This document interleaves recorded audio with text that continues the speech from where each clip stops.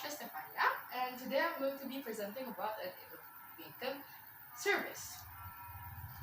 As a student of psychology, I've been well adjusted to care for people, societies, and basically everyone. As we might all know that the human has a disposable system to clear out all of the negative elements in our body. Well, for our thoughts and for our ideas, how can we replace the negative thoughts? Well, for me, I think the only way that you can achieve that outcome is to speak. I am well aware that we live in a far from perfect world. We might be struggling to keep up and hold our heads up, to not lose from our battles. We are forced to be viewed in a particular mold. If you're not smart enough, or if you're not pretty enough, or if you're not handsome enough, you are probably going to be shamed or gonna have a less social life. Some of the examples are displacement, depression, anxiety, and also panic disorders are just some of the experiences you might have been struggling as a human being. But fear not that it is not going to justify you as a human being if you were to have some of those. Everyone has gone through something in their life, rather it be bad, rather it be good, rather it be worse or worst. It is not for you to decide and judge for the problems of others, because yet again, you have never lived the life of others. Personally, for me, ever since I made the decision to enroll in a psychology major, I'm well aware that we are always going to think of others as a more important subject than ourselves. To be honest, I grew up in a very loving community with lovely parents and annoying siblings, and my ride or die set of friends. Well, it doesn't go all the way for all people. For an example, there is a friend of mine that passed away because of her private reasons. It has got me thinking, how much of it does a person show to us? Like, how much of a person's life do they show to us? Do they always expose their problematic selves to us? All of their characteristics, all of their demons, they're itching to convince them to just end it all.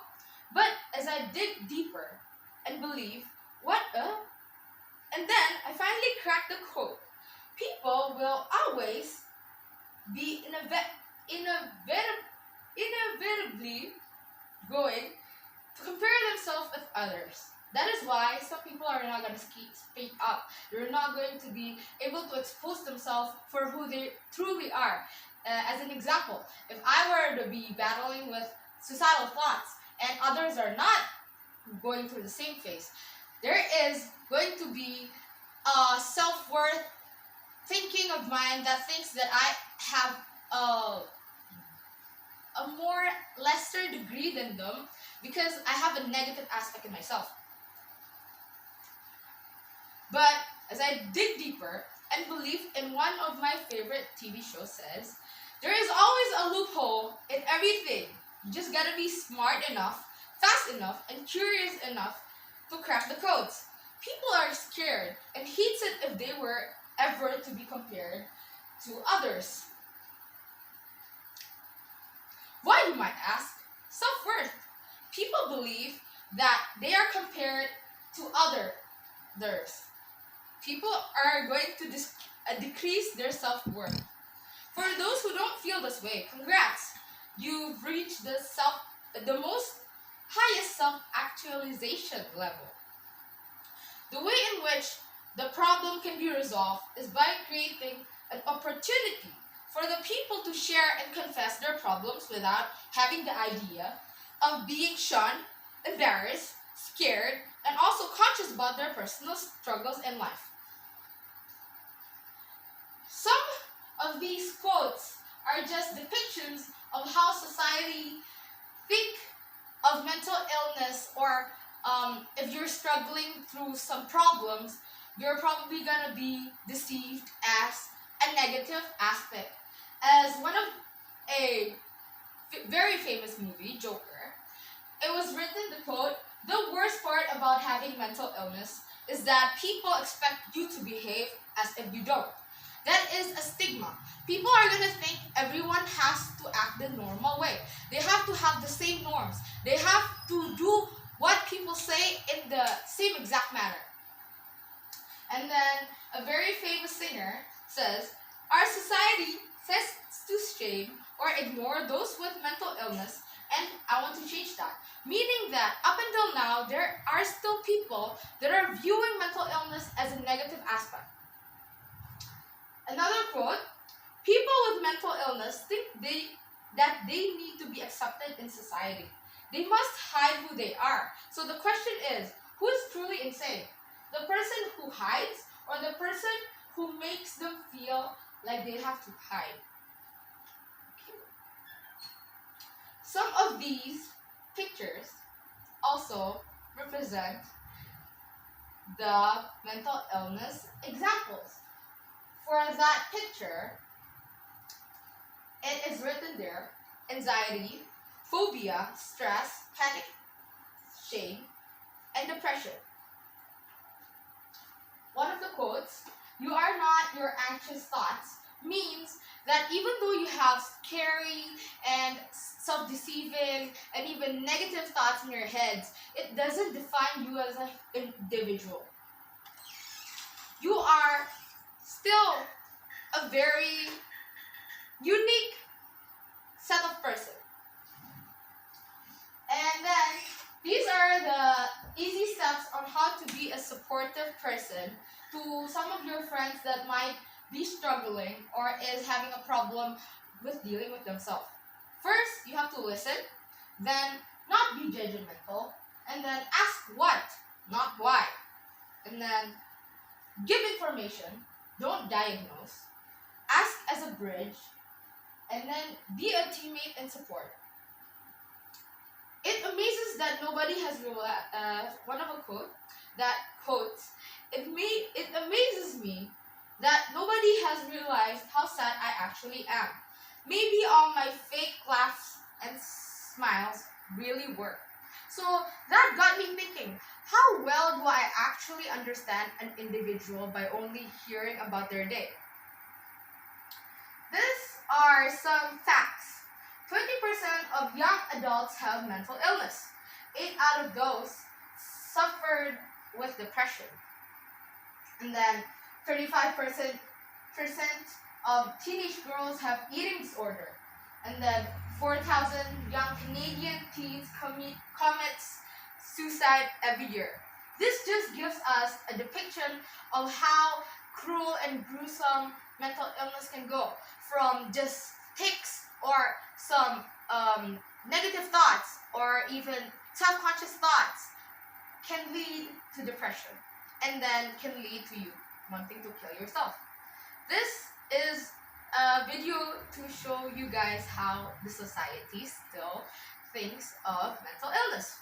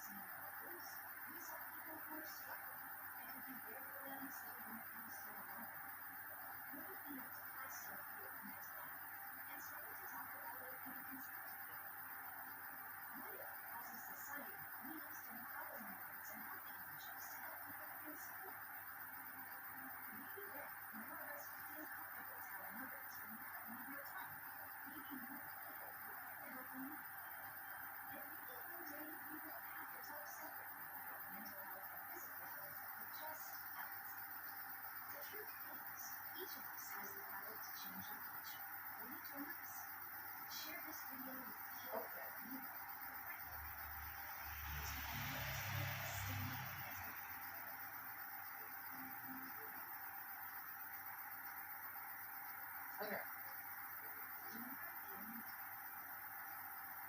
Now that I've already covered my introduction, I'm actually going to give you guys a brief depiction of my innovative service.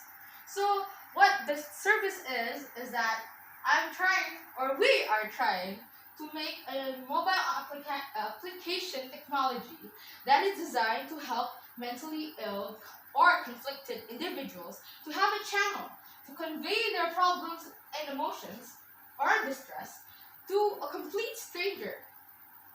Private information may be disclosed with consent of the holder. Needless to say, this is considered as a safe place for anyone experiencing or is going through mental illness. How this service is unique. This application offers two-way confession platforms, which is completely anonymous, and the confessor is able to change or switch up the listener as much as they wish to. Limitation of service. Even though this application is completely free and classifies as a non-profit service, we would like to remind that the individual that listens is categorized as a teenager and not as a professional in the specific field.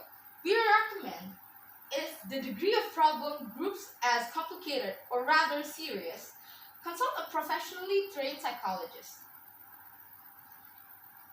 The target audience for this innovative service is that after we've gone through thorough research and an approachable action, data shows that teenagers, specifically girls, suffer through mental illness, if not series of mental problems. This does not limit to a gender in any reasons. And due to the fact that I'm currently a student enrolling in a university, I've analyzed the possibility range of students suffering from mental illness is significantly greater than the other age levels, as the photo can also depict.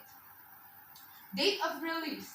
Due to this being a probable startup project, there still isn't a date of the release of the application, but we do truly believe and hope that this application might someday happen.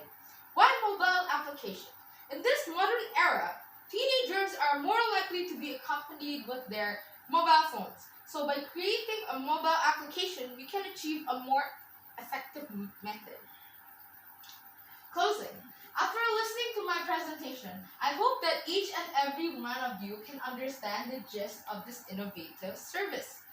I would like to further assert that you might not know the background and personal problems of each and every individual that you might meet. So it is of the very best aspect that you have to treat each and every one with utter kindness and respect because you get what you give. The importance of apprehension of mental illness is of a very high value because mental health is as important as physical pain. No one says to a cancer patient, "You'll get better." Sometimes we don't need advice, we just need somebody to listen. As humans being, I believe that it is very prominent to have humanity in this yet very cruel world. So this is the end of my presentation. Is there any questions? Okay, thank you.